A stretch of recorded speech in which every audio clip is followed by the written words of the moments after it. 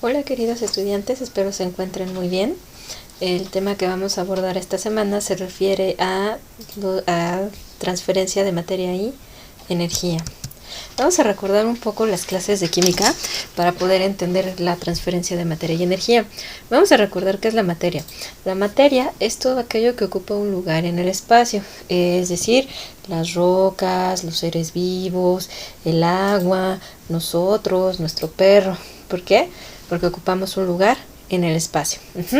Y la energía, ¿a qué se refiere? ¿Cómo la definimos? Como la capacidad de realizar un trabajo, es decir, esto puede generar cambios en la materia, como por ejemplo el hecho de que un animal corra, o de que un pececito esté nadando, o cuando un animal está comiendo, ahí se está realizando un trabajo. Bien. Ahora, para poder mantener la vida se requiere de energía, y la energía que utilizan los seres vivos viene principalmente del sol. Recuerden que el sol es la principal fuente de energía que tiene la Tierra y los seres vivos, porque más adelante, que cuando veamos cadenas tróficas, redes tróficas y pirámides tróficas, vamos a entender bien el porqué.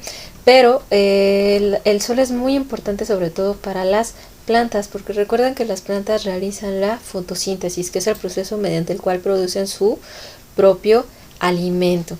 Entonces, si el sol no existiera, pues simplemente las plantas no podrían vivir. Si no hay plantas, no hay herbívoros. Si no hay herbívoros, no hay carnívoros. Si no hay carnívoros, pues simplemente los degradadores no existen. Entonces, esto sí tómenlo en cuenta, porque algunas veces les llegan a hacer esta pregunta. La principal fuente de energía de la Tierra es el sol. Ahora vamos a hacer un pequeño repaso sobre los componentes de los ecosistemas para poder entender cómo es este flujo de materia y energía dentro de los ecosistemas.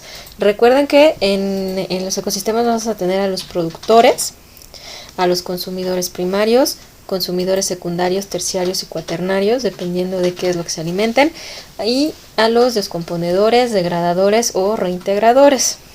Bien. Recuerden que cada uno de estos van a integrar a lo que son las cadenas alimenticias o cadenas tróficas, ¿sí? ¿Por qué son importantes recordarlos? Porque en estas vamos a tener transferencias de materia y energía.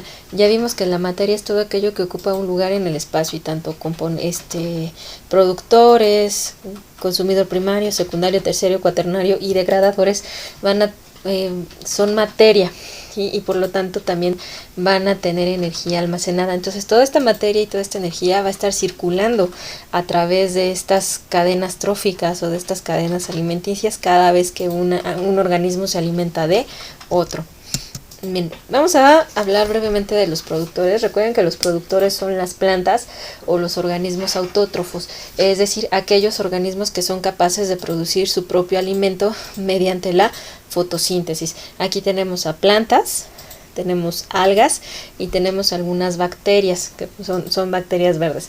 Los productores van a ser muy importantes dentro de los ecosistemas. ¿Por qué? Porque son la base de las cadenas alimenticias, ya que al absorber la luz producen su propio alimento mediante el proceso de fotosíntesis. Entonces, con los productores, ya me voy a adelantar un poquito, se van a iniciar lo que son las cadenas alimenticias. Después tenemos a los consumidores. Los consumidores son aquellos organismos que, a diferencia de las plantas, no pueden producir su propio alimento, es decir, son organismos heterótrofos. Van a ser aquellos que van a requerir de fuentes externas de alimento. Aquí vamos a tener a consumidores primarios, secundarios, terciarios y cuaternarios, es decir, organismos herbívoros y organismos carnívoros. Ahora, vámonos con el consumidor primario. Los consumidores primarios van a ser aquellos que se van a alimentar de los productores o de las plantas. En este caso podemos tener conejos, podemos tener vacas, podemos tener caracoles, es decir, aquellos organismos que se van a alimentar de los productores, es decir, de los organismos autótrofos o de aquellos que pueden producir su propio alimento. Después tenemos a los consumidores secundarios. Aquí ya vamos a hablar de organismos carnívoros. ¿Por qué? Porque estos van a ser organismos que se van a alimentar de los consumidores primarios o de los herbívoros, ¿sí? Bien. Después vamos a tener organismos o consumidores terciarios, es decir, vamos a tener más organismos carnívoros que van a ser aquellos que se van a alimentar de otros carnívoros. Por ejemplo, tenemos un águila, y lo tenemos muy evidente en la bandera de nuestra nación, un águila devorando una serpiente. ¿Una serpiente de qué se alimenta? Se alimenta principalmente de roedores, entonces estamos hablando de un organismo carnívoro. La serpiente es un consumidor secundario. Entonces tenemos un águila, el águila se alimenta de la serpiente, entonces estamos teniendo un organismo carnívoro que se alimenta de otro carnívoro, ¿sale? Bien. Después tenemos a los degradadores, reintegradores o descomponedores. Estos organismos, recuerden, en los ecosistemas se los mencioné, son muy importantes.